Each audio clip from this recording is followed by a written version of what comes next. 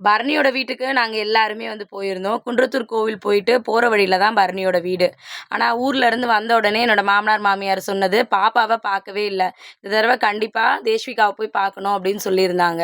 அவ பொறந்தப்பவே வந்து பார்க்கணும்னு சொல்லிக்கிட்டே இருந்தாங்க. ஆனா அவங்களால வந்து வர முடியல. இந்த தடவ சென்னை வந்திருக்கும்போது அவங்க பிளான் பண்ணி தான் வந்திருந்தாங்க. பரணியோட பாப்பாவ பார்க்கணும்னு சொல்லிட்டு. அவளுக்கு ட்ரெஸ் எல்லாம் வந்து எடுத்துட்டு வந்திருந்தாங்க. பாப்பாவ பார்த்துட்டு மதியம் லஞ்ச் வந்து பார்த்தீங்கன்னா, பரணி வந்து ரெடி பண்ணியிருந்தா. எல்லாரும் அங்க தான் மதியம் லஞ்ச் வந்து சாப்பிட்டுருந்தோம். பரணி வீட்டுக்கு போனதுல என்ன விட என்னோட மாமனார், மாமியார், நாத்தனாருக்கெல்லாம் பயங்கர ஹாப்பி.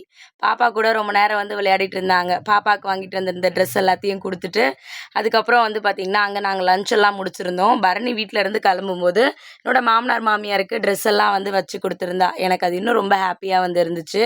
மதியம் எல்லாரும் சாப்பிட்டு முடிச்சுட்டு ரொம்ப ஹாப்பியா இருந்துட்டு, அதுக்கப்புறமா அங்கேருந்து அப்படியே நாங்க தியேட்டருக்கு வந்து கிளம்பிட்டோம். அன்னைக்கு டே ரொம்ப ஸ்பெஷலான டேவா தான் எங்களுக்கு வந்து இருந்துச்சு. Thank you.